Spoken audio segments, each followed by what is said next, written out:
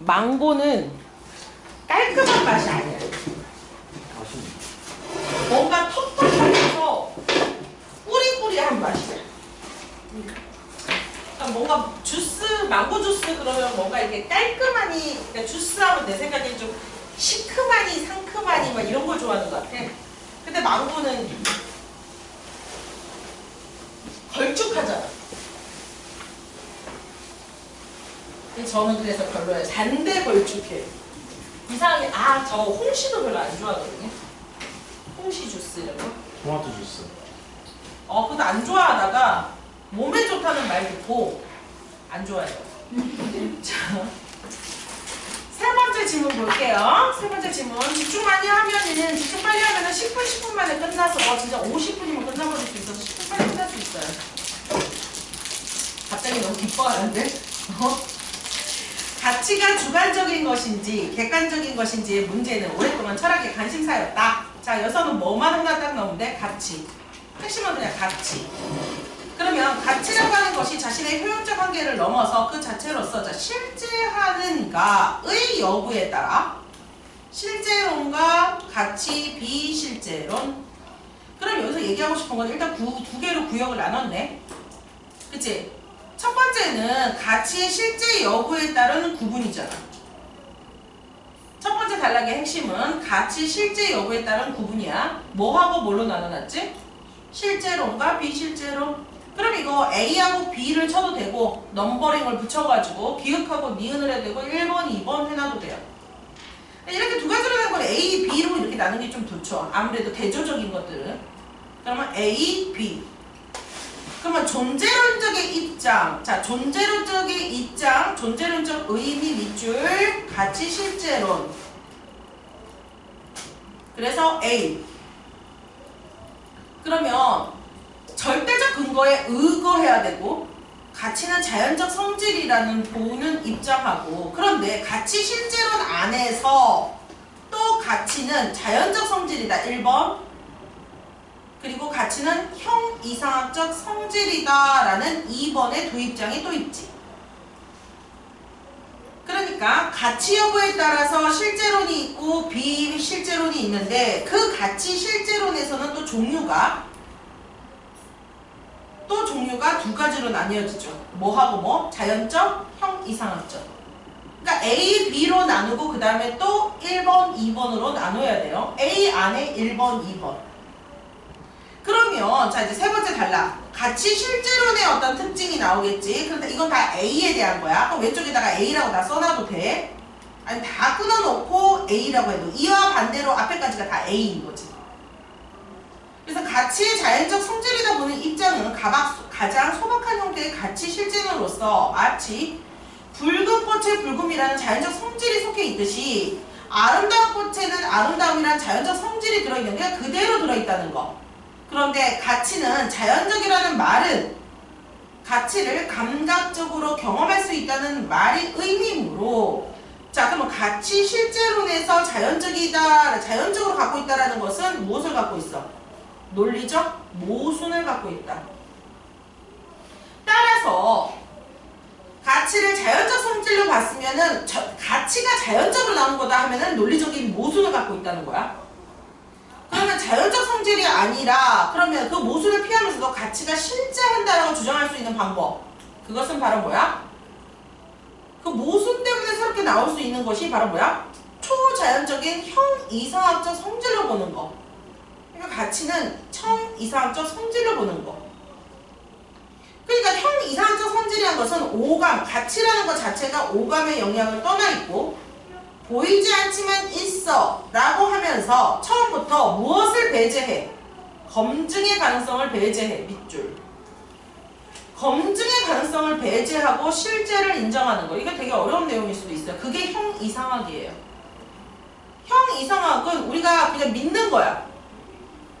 고대의 플라톤은 이데아의 세계를 통해서 무언은 조음을 하나의 궁극적 성질로 보는 것, 이데아라는 것, 그리고 좋다라는 성질을 통해서 가치 실제론의 입장을 잘 보여주고 있어.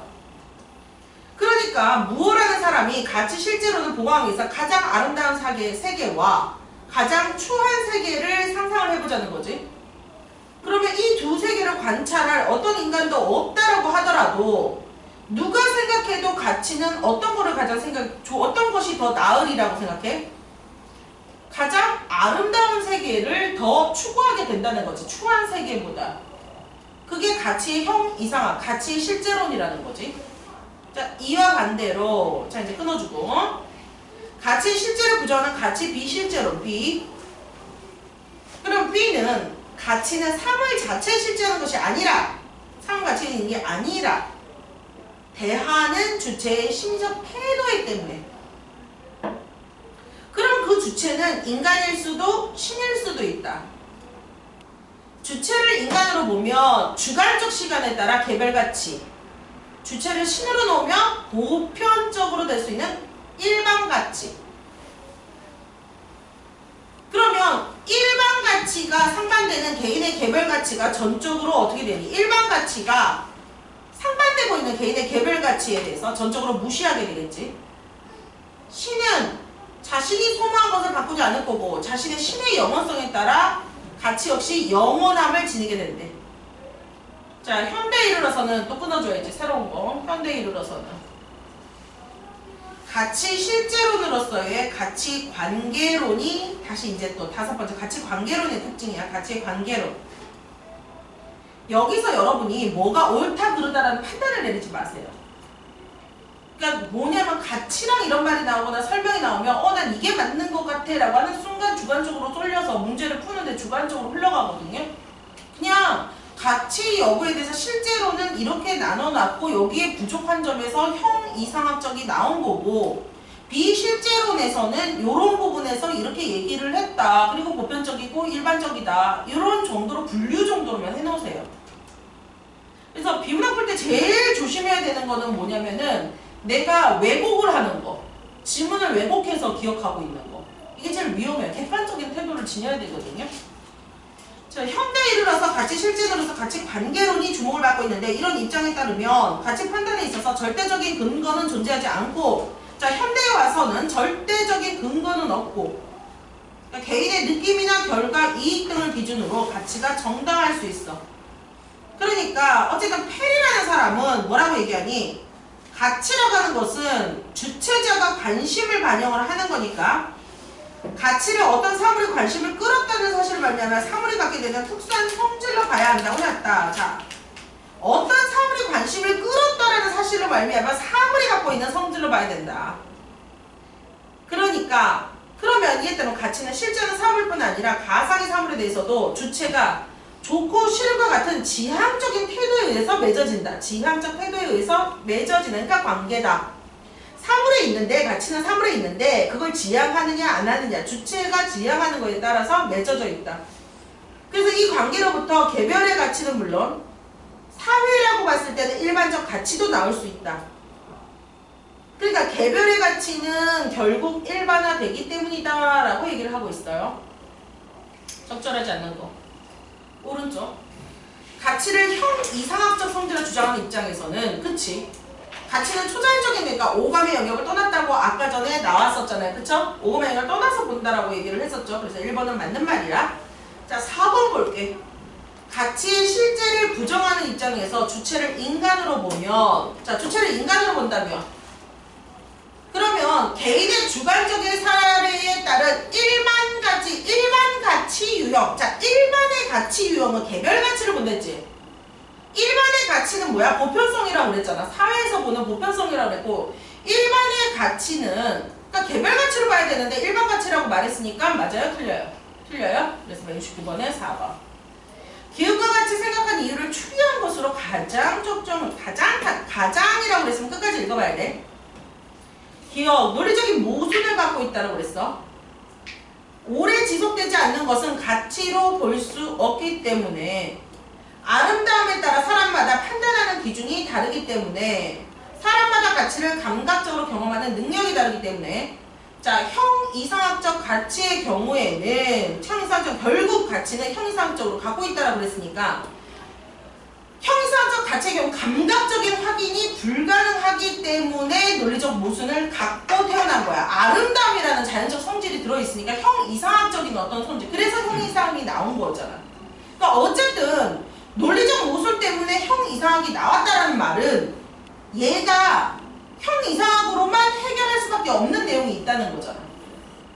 그렇게 봐야 돼. 이게 추론하기 문제가 굉장히 어려운 문제거든요. 170번 문제. 그래서 1번이 왜 안 되냐면 오래 지속되지 않는 것은 가치, 이건 말이 없어. 이런 말이. 아름다움에 따라 사람마다 판단하는 기준이 다르기 때문에 이것도 말이 없어요. 기준이 각자 다르다는 말도 없었어요. 사람마다 가치를 감각적으로 경험하는 능력이 다르다. 사람마다 가치 능력이 다르다. 누구는 예쁘다고 보는데 누구는 아름답지 않다고 보다. 이런 말도 없었어요. 5번도 말이 안 돼요. 그러니까 이런 문제는 다음에 형이가적 가치가 이거 다음으로 나왔던 이유가 될 수 있는 근거인데 그렇게 못 찾겠으면 선생님 저는 4번이 왜 맞는지 못 찾겠으면 틀린 거를 찾아서 그거 나가. 그거는 그래도 돼. 그리고 모르겠는 걸 남겨놓고 걔가 답이야. 그러면 딱 정확한 걸 찾으려고 하지 말고 답을 못 찾을 경우에는 아닌 것들을 제껴버려. 무슨 말인지 알겠니? 근데 추론하는 문제가 그래서 좀 어렵다. 171번. 보기의 예문들 중에 가의 입장만을 반영한 것, 가치 실제를 부정하는 가치 비실제론의 입장에서는 화분에 피인 꽃에는 아름다움이 있다. 우리는 이런 아름다움에 대해 보이지는 않지만 있는 것으로 여긴다. 자, 없는데 있는 거로 여기는 거 아까 전에 뭐라고 그랬어? 형 이상학적인 관점이죠. 그럼 1번은 형 이상학적이니까 가의 입장은 절대 안 되지. 그럼 기억을 다 제껴버려.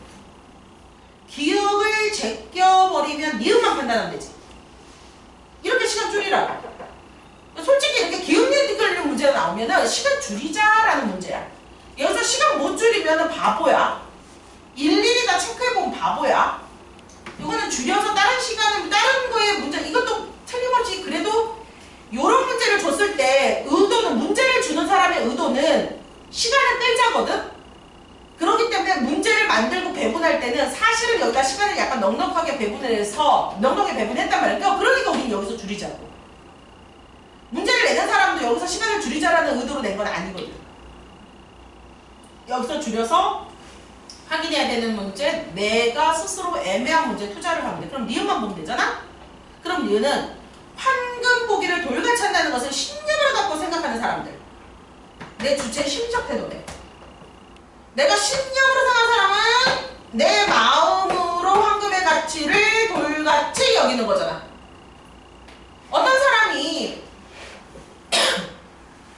죽어서 어떤 엄청난 부자가 죽어가지고 저승사자가 이제 가자 그러는데 너무 집안에 쌓아놓은 황금이 너무 눈에 밝혀서 못 가겠는 거야. 천국에 가자 그러니까. 그래갖고 너는 이제 가려다가 진짜 너무 미안한데 내가 배낭 게 진짜 갖고 가고 싶은 거 좀 가져갈 수 없겠냐. 그랬더니 그냥 배낭 하나에 네가 갖고 가고 싶은 것만 딱 가져가라. 황금을 이빨이 싫어. 그래서 낑낑낑낑 거리면서 막 저승사자가 막 그 천국의 계단으로 막 인도를 하면서 빨빨 걸어왔는데 부자가 너무 무겁잖아 황금이. 그래서 진짜 낑낑거리면서 진짜 간신히 도착했대. 좀만 늦어서 못 들어갈 정도, 문이 닫힐 정도. 막 힘들겠다고 와가지고는 또 문지기가 당신 몸만 들어갈 수 있습니다. 그랬더니 저 지금 되게 힘들게 지금 오는 길에 들고 왔는데 이거 좀 갖고 들어가게 해주세요. 그게 뭡니까? 그러니까 뿌듯하게 황금입니다 열었더니 천국에 있는 문지기가 도로를 왜 들고 다녀요? 이랬다는 거야. 무슨 말인지 알겠어? 이 부자는 황금이 완전 전부였고 엄청난 보물이었고 진귀해서 막 짊어지고 간 거잖아. 근데 천국의 나라에서는 그냥 황금이 그냥 금길이었던 거야. 그냥 도로야 도로. 도로를 싸집어지고 다닐 사람 없잖아. 벽돌을. 그러니까 이거 벽돌을 왜 짊어지고 왔냐 이런 느낌인 거지. 그냥 널린 거지 그냥. 황금 보기를 돌같이 하라 에서 갑자기 그 얘기가 생각이 났어요. 그래서 여러분이 가게는 천국에서는 황금이 없습니다. 황금이 돌입니다. 쌓여있어요. 그러니까 살아있는 이 생애에서 그렇게 돈에 대한 욕심을 내지만 장래 희망 돈 많이 버는 거 그러지 마세요. 그리고 그래서 돈을 보기를 황금 보기를 돌같이 해서 돈 많이 벌면 선생님한테 연락해서 삼겹살 좀 사주고 그럼 제가 또 나가서 또 맛있게 먹어드리고 그쵸? 자, 문맥상 니은과 바꿔 쓸 수 있는 말은 바꿔 넣어봐요. 바꿔 쓸 수 있는 말은 바꿔 넣어서 말이 자연스러우면 돼요. 그러면 니은은 어디니? 배제하고 그랬지. 검증의 가능성을 배제하고 배격하고 배척하고 제한하고 인정하고 제외하고 뭐가 있어요? 제외하고죠. 혹시 여기서 단어 뜻을 좀 잘 모른다 그러면 배척이란 단어 뜻, 배격이란 단어 뜻, 제한이란 뜻, 인정이란 단어 뜻 다 찾아보세요. 배제한다라고 하는 것은 제외를 하는 거예요. 배척은 아예 등을 돌려서 끄집어 내버리는 거예요. 그래서 단어 뜻을 좀 찾아 두셔야 됩니다. 답은 몇 번이에요? 3번입니다. 5주차 4번 뒤에 마지막 봅시다. 171번? 5번 니은이 맞으니까 봐봐 기억을 다 제꼈잖아. 기억을 다 제꼈으면 2번하고 5번이 남았잖아. 근데 니은이 맞잖아. 응? 그래서 속도가 줄인다고. 그러니까 몇 번이라고 5번이라고. 디귿하고 볼 필요도 없다고. 그래서 시간을 줄여야 된다고. 이런 식으로 풀어야 된다고. 자 5주차 우리는 노동을 제공하면 의뢰 그에 합당한 크기의 보상을 받기를 원한다. 자, 빠르게 읽으면 되겠네요. 합당한 보상을 받으면 만족하고 그렇지 못하면 불만족하다. 그런데 어떻게 합당한지 본다. 어떻게 합당한 거야? 그것이 중요한 것이 바로 뭐야? 공정성. 자, 공정성의 개념이네요. 근데 공정성은 뭐하고 뭐로 나뉜데? 자, 나뉜다 나왔어요. 나뉘면은 뭐하고 뭐가 나와서 그 다음에 공정성은 크게 1번 넘버링 붙여야 되죠? 배분 공정성, 2번 절차 공정성. 그럼 그 다음에 구조 보이죠? 뭐 나오겠어요? 배분 공정성이 뭔지, 절차 공정성이 뭔지. 근데 이 배분 공정성과 절차 공정성은 노동에 대한 합당한 크기의 보상이 되겠지. 그치? 예를 들어, 자, 예를 드는 거는 뭘 때문이야? 배분 공정성과 절차 공정성에 대한 설명인 거지. 예를 들어서 기업에서 종업원이 사용자로부터 기업에 이윤해서 임금으로 얼마를 배분받느냐가 배분 공정성에 대한 문제이면 그 배분을 어떻게 얼마로 받을지를 절차가 공정하게 이루어졌는 것이 절차 공정성이 되는 거야. 무슨 말인지 알겠어? 어떤 사람이 기업에서 일을 했는데 기업에 어떤 수익을 만들어 줬잖아. 그러면 그 수익을 어떻게 나누는 게 맞겠는가, 얼마를 주겠는가가 배분 공정성이라면 그 얼마를 나누는 과정을 어떻게 계산을 했는가가 절차의 공정성이라고. 자, 그러면 자, 두 번째 나라 배분 공정성의 특징 또는 배분 공정성은 무슨 산출 방법이네요. 배분 공정성은 자, 노력 업적 등의 합당한 보상이 이루어지길 기대하는 것과 관련이 있으니까 다음과 같은 보상을 한대. 자, 아담스는 다음에 무엇을 활용해서 설명했어? 산술식을 활용해서 설명했어. 그럼 여기 나왔던 표는 누구의? 아담스의 산술식이 되겠지. 무슨 산술식? 배분 공정성에 대한 산술식이 되겠어. 자, 투입을 해서 내 자신을 투입했는 것에 대한 산출, 나 타인을 투입했는 것에 대한 산출. 이 산출에서 투입은, 자, 투입은 뭐래? 개인의 노력, 업적, 기술, 연령, 교육, 경험을 나타내며 산출은 조직이 개인에게 주는 보상, 임금, 후생, 복지, 승진, 지위, 권력 등. 그러니까 나의 어떤 노력을 다 집어넣으면 내가 노력을 다 집어넣으면은 뭐를 준대요? 산출이라는 것은 개인의 어떤 지위와 권력을 주는 거. 그러면 이것을 개인이 이렇게 투입되기 산출의 비율을, 자, 밑줄, 타인과 비율이 같은 경우의 공정성을 지각해. 만족. 이게 중요한 내용이지. 그리고 지나치게 낮거나, 그러니까 남하고 비율을 보는 거야. 지나치게 낮거나 높은 경우에서는 불공정성을 지각해 불만이나 죄책감. 그러니까 동기부여. 자, 그래서 배분 공정성은 또 이제 뭐하고 뭐로 나뉜대?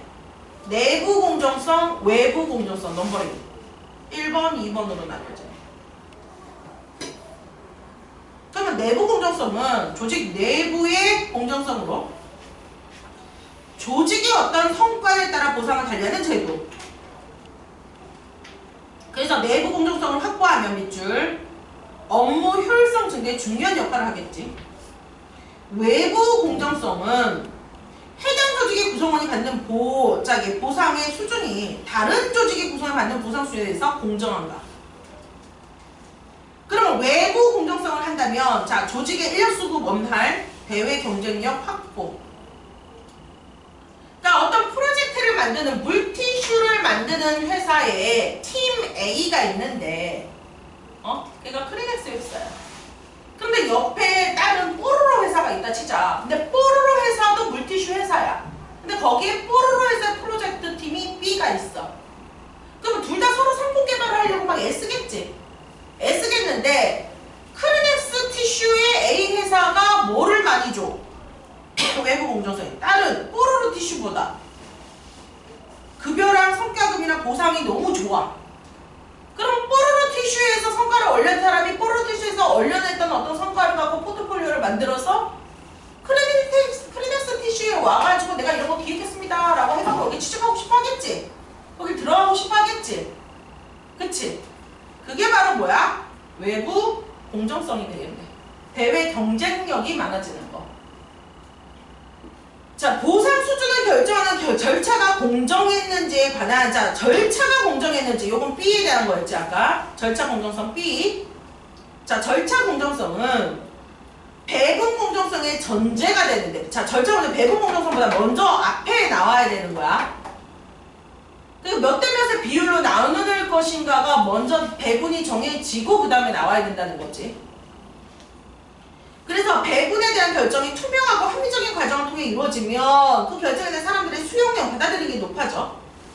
절차 공정성을 확보하기 위해서는 어떻게 해야 돼? 보상 수준 결정 활용되는 정보가 정확해야 되고 정보가 정확.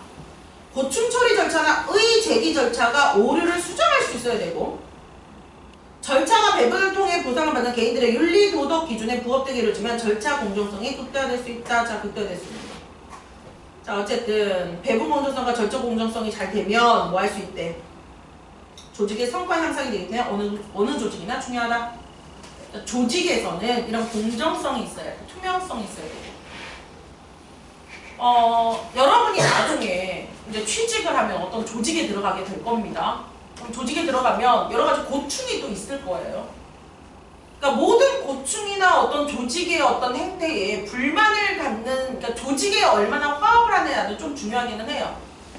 요즘은 좀 이렇게 조직의 어떤 것에 화합을 못하고 나의 어떤 자유와 권리만을 주장하는 경우도 많기는 많은데 그렇다고 해서 또 한편으로는 부당한 어떤 처사나 대우를 받았다고 해서 화합 때문에 내가 그걸 참고 견디면 안 돼요.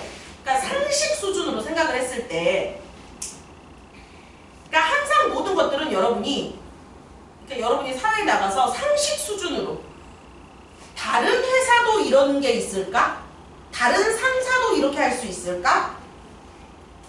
이 정도, 그러니까 뭐 예를 들어서 출근 시간이 9시인데 뭐 10분 전에 미리 와서 모든 어떤 출근을 조금 9시 출근인데 10분 전에 상사가 10분 전에 와서 어떤 업무를 미리 준비를 좀 해라.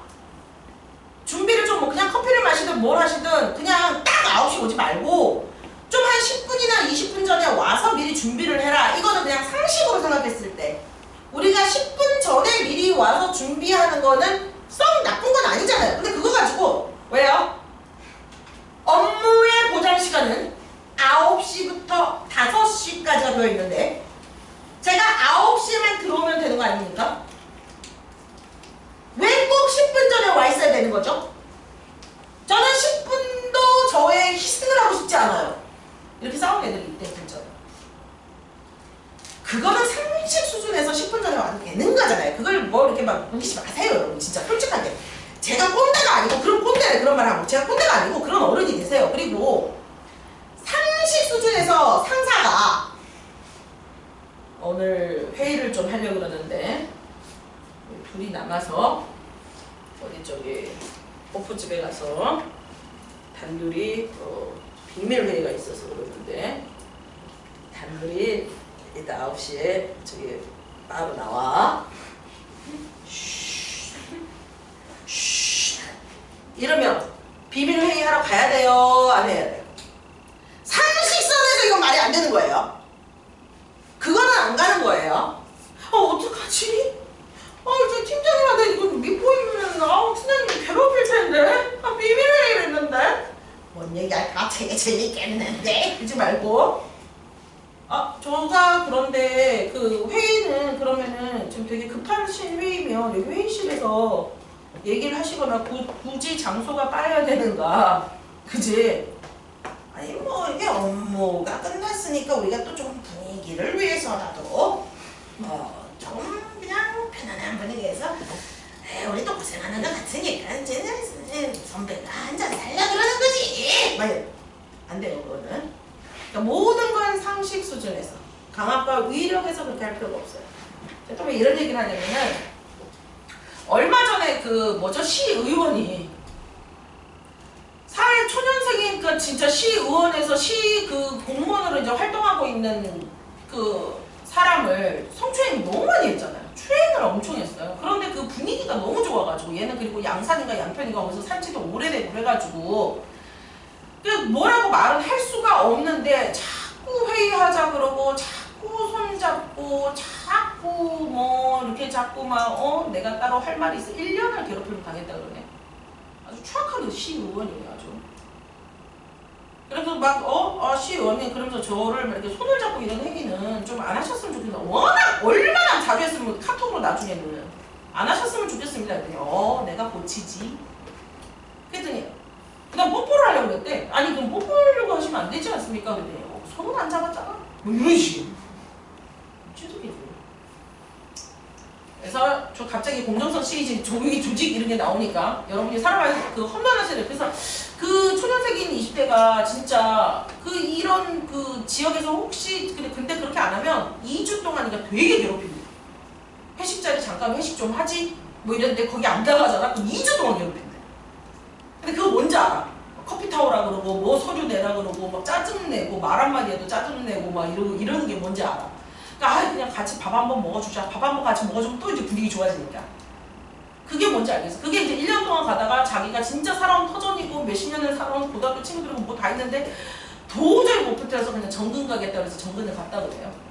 그래고 지금 그게 지금 터져가지고 시연을 욕을 하고 있는데 그 사람 제적을 할지 안 할지 뭐 제적하겠죠. 그래서 좀 소란스러운 요즘 이제 그게 좀 그렇게 좀 소란스러운 내용이에요. 여러분 이제 고3이라 그런 거 좀 잘 모를 테니까 이제 주간 일주일 동안의 주간에 어떤 분야 각각의 분야에서 궁금한 사실 하나씩 있으면 한 번씩 질문하시면 제가 또 그렇게 가볍게 한 번씩 얘기해 드릴게요.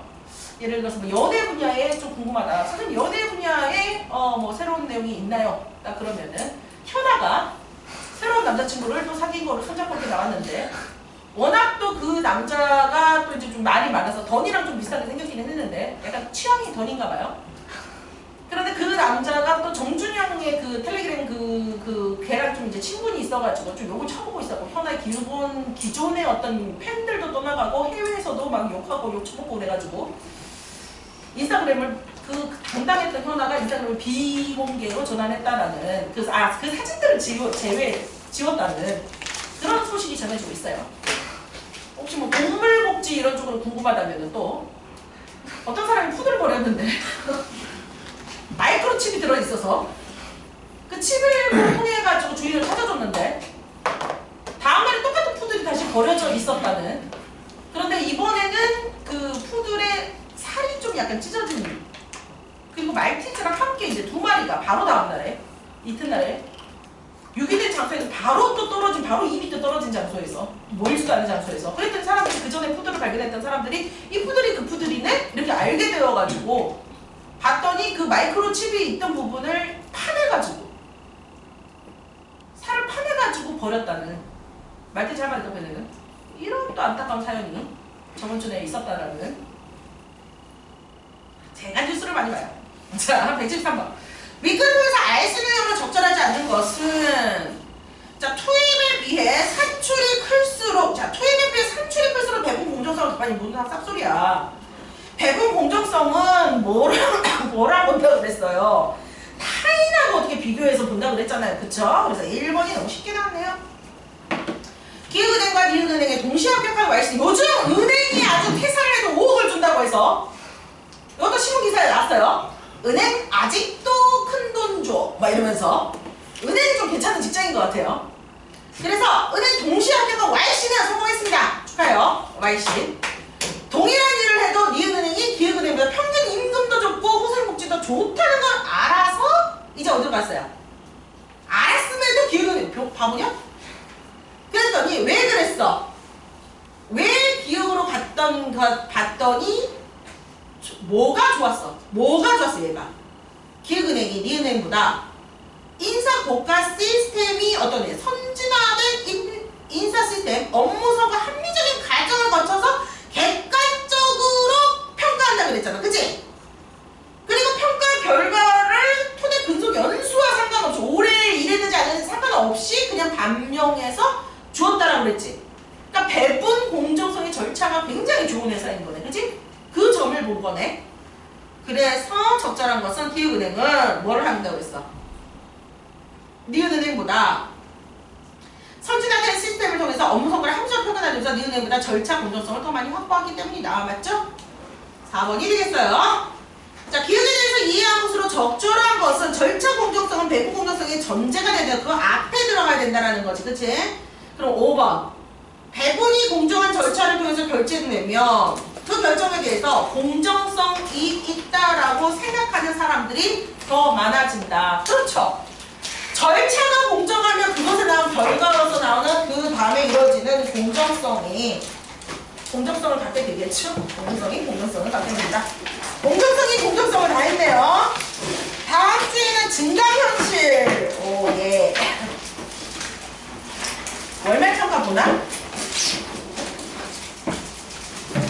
눈쫓아. 네. 고생 많이 하셨고, 이제 끝내서 편안하게 고마워해. 너야, 다음 주에는 꼭 만나길 바래.